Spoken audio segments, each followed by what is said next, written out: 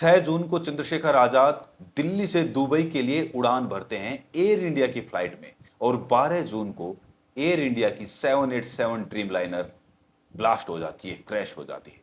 उसके बाद चंद्रशेखर आजाद ने एक ट्वीट किया, एक नोट लिखा सरकार के नाम। उन्होंने क्या लिखा, ये जानने से पहले आप ये जानिए। अहमदाबाद में जो हुआ वो हादसा है या हत्या? और हत्या भी नहीं, नरसंहार कहिए।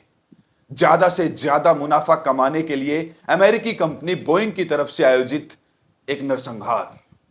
ये सवाल मेरे नहीं है, बोइंग कंपनी के एक बहुत बड़े अफसर ने लगाए थे, जिसे संदिग्ध परिस्थितियों में मरा हुआ पाया गया।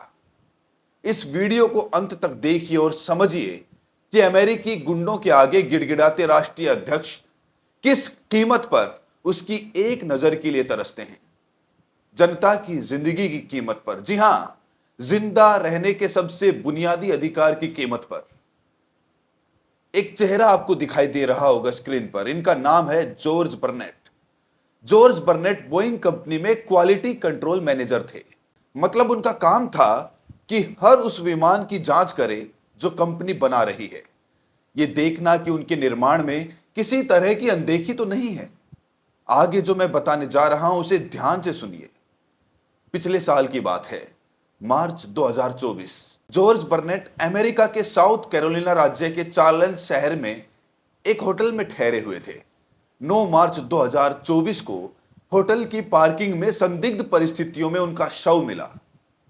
कहा जाता है कि उन्होंने खुद को गोली मार ली थी। पुलिस की जांच के अनुसार उनके पास एक नोट मिलता है जिस पर लिखा था, मैं अब और नहीं कर सकता। मैं प्रार्थना करता हूं कि बोइंग को इसकी कीमत चुकानी पड़ेगी। बोइंग वही कंपनी है जिसने ये विमान बनाया था। यहां गौर करने वाली बात यह है कि जॉर्ज बर्नेट की मौत ठीक उस समय होती है जब वो बोइंग के खिलाफ एक विशल ब्लोअर मुकदमे में गवाही दे रहे थे।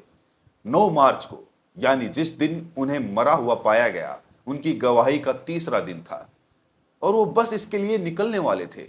आपको बता दें कि जॉर्ज बर्नेट ने बोइंग कंपनी में पूरे 32 साल काम किया। इसमें से 10 साल 2010 से लेकर 17 तक बोइंग के नॉर्थ चार्ल्सटन प्लांट में क्वालिटी मैनेजर के तौर पर। तो बोइंग के बारे में ऐसा क्या जानते थे जॉर्ज बर्नेट जिसने उन्हें इस कदर परेशान कर दिया? आपको बता दें कि अपनी मौत से ठीक पहले दी गई गवाही में उन्होंने कंपनी पर अमेरिकी कानून के अनगिनत उल्लंघन का आरोप लगाया था। जॉर्ज बर्नेट ने दावा किया था कि फर्म ने 787 यानी ड्रीम लाइनर विमान बनाने वाले षड्यंत्र में गुणवत्ता निरीक्षण को खत्म करने की कोशिश की गई। ये वही ड्रीम लाइनर 787 है जो अहमदाबाद से लंदन के लिए उड़ रही थी। बिल्कुल इसी ड्रीम लाइनर को एक और बार लंदन के लिए उड़ान भरने से ठीक पहले रद्द किया गया। एयर इंडिया के ड्रीम लाइनर से ही ठीक एक दिन पहले लंदन से लौटे पत्रकार मुकेश कुमार लिखते हैं, ये हादसा अंदर तक झकझोर देगा। एक दिन पहले ही एयर इंडिया के विमान से लंदन से लौटा हूं। यह हादसा मेरे और मेरे परिवार और उस विमान में सवार सैकड़ों लोगों के साथ भी हो सकता था। लंदन में विमान में सवार होने के बाद आधे घंटे तक यात्री भीषण गर्मी झेलते रहे क्योंकि एसी काम नहीं कर रहा था। अब आते हैं जॉर्ज बर्नेट पर। उन्होंने बकायदा कोर्ट के सामने अपने कानूनी बयान में कहा था, और ये पिछले साल की बात है, कि बोइंग 787 यानी ड्रीम लाइनर के विनाशकारी परिणाम होंगे। उनका पूरा बयान हिला देने वाला है। यह बयान उनके वकीलों ने तब जारी किया जब जॉर्ज बर्नेट की मौत के कुछ ही समय बाद एक नए 737 मैक्स का इस्तेमाल में न आने वाला दरवाजा उड़ान भरने के तुरंत बाद आसमान से नीचे गिर गया। यह पूरा बयान 140 पन्नों का है। इसमें उन्होंने लिखा है कि लगभग 32 साल तक बोइंग कंपनी में काम करने के बाद बोइंग ने उन्हें इसीलिए प्रताड़ित करना शुरू कर दिया क्योंकि वो साफ साफ देख रहे थे कि कंपनी सुरक्षा मानकों के साथ खिलवाड़ कर रही है। उन्होंने कंपनी के खिलाफ मुकदमा दायर करके दावा किया कि कई गंभीर सुरक्षा चिंताओं को उठाने के बाद बोइंग मैनेजमेंट उनसे बदला लेने पर उतारू था। पैसे के दम पर कंपनी ने इन आरोपों को पूरी ढिठाई से नकार दिया और कहा कि हमने बर्नेट द्वारा उठाए गए मुद्दों की समीक्षा की और उनका समाधान कर दिया। अब कोई गड़बड़ी नहीं है। लेकिन क्या इतना बड़ा मामला इतना सीधा और सरल हो सकता है? गौर कीजिए कि जॉर्ज बर्नेट को 2010 में वॉशिंगटन के एवरेट में बने बोइंग कारखाने से उत्तरी चार्ल्सटन कारखाने में भेजा गया था। इसी कारखाने को खास तौर पर 787 ड्रीमलाइनर बनाने के लिए तैयार किया गया था। दावा किया गया था कि ये एक अत्याधुनिक एयरलाइनर है और लंबी दूरी की उड़ानों का पूरा तजुर्बा बदल देगा। नतीजा, पूरी दुनिया से बोइंग ने बेहिसाब ऑर्डर उठा लिए। बर्नेट का काम था क्वालिटी कंट्रोल। उन्होंने खुलकर आरोप लगाए कि बोइंग मैनेजमेंट ने ऑर्डर्स को जल्दी जल्दी पूरा करने के लिए सबसे जरूरी सुरक्षा मानकों को भी हवा में उड़ा दिया। उन्होंने अपनी गवाही में कहा कि कर्मचारियों पर समय बचाने के लिए ड्रीमलाइनर के निर्माण में क्वालिटी मैनेजमेंट सिस्टम को दरकिनार करने का भारी दबाव था। उन्होंने लिखा कि पूरे बोइंग कारखाने में यह बात बहुत आम थी कि हमारे पास क्वालिटी मैनेजमेंट प्रोसेस के लिए टाइम नहीं है, हम हवाई जहाज बना रहे हैं।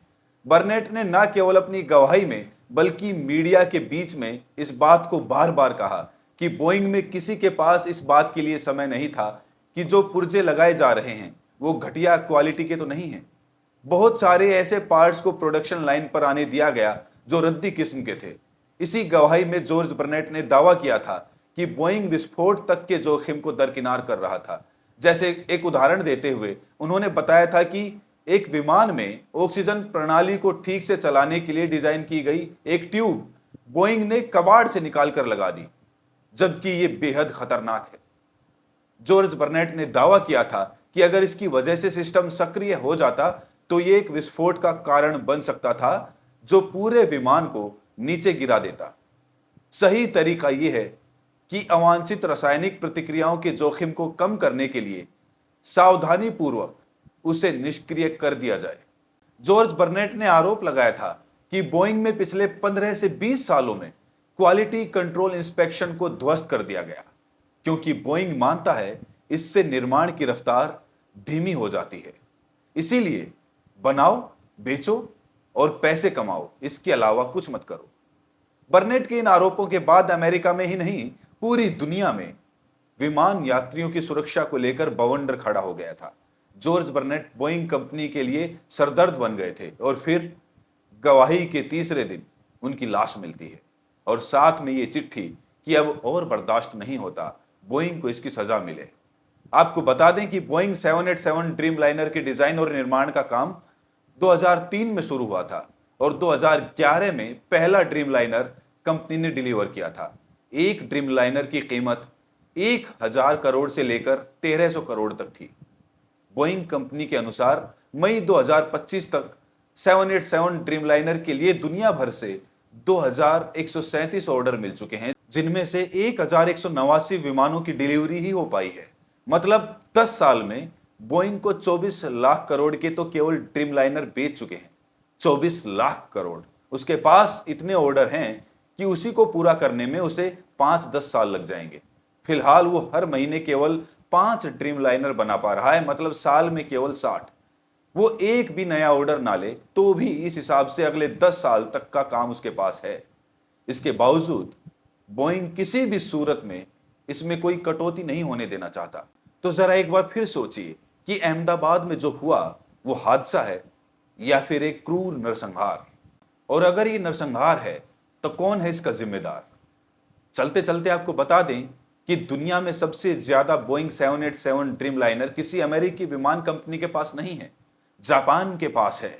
6 जून को चंद्रशेखर आजाद दिल्ली से दुबई के लिए उड़ान भरते हैं एयर इंडिया की फ्लाइट में और 12 जून को एयर इंडिया की 787 ड्रीमलाइनर ब्लास्ट हो जाती है, क्रैश हो जाती है। उसके बाद चंद्रशेखर आजाद ने एक ट्वीट किया, एक नोट लिखा सरकार के नाम। उन्होंने क्या लिखा ये जानने से पहले आप ये जानिए। गुजरात के पूर्व मुख्यमंत्री विजय रूपाणी सहित 242 यात्रियों को अहमदाबाद से लंदन ले जा रहे विमान के अहमदाबाद में दुर्घटनाग्रस्त होने का समाचार अत्यंत दुखद और पीड़ादायक है। इस भीषण हादसे में कई यात्रियों की मृत्यु तथा अनेक यात्रियों के गंभीर रूप से घायल होने की खबर हृदय विदारक है। ये दुर्घटना न केवल गुजरात बल्कि पूरे देश के लिए अपूरणीय क्षति है। हम सभी मृतकों को श्रद्धांजलि अर्पित करते हैं और शोक संतप्त परिजनों के प्रति गहरी संवेदना व्यक्त करते हैं। साथ ही सभी घायल यात्रियों के शीघ्र स्वास्थ्य लाभ की कामना करते हैं। हम सरकार और प्रशासन से आग्रह करते हैं कि राहत और बचाव कार्य युद्ध स्तर पर जारी रहें और घायलों को सर्वोत्तम चिकित्सा सुविधा तथा मृतकों के परिवारों को समुचित सहायता व सम्मान मिले। प्रकृति सभी को ये अपार दुख सहने की शक्ति दे। आपका क्या सोचना है? इस घटना का जिम्मेदार कौन है? कमेंट सेक्शन में हमें अपनी राय जरूर बताएं।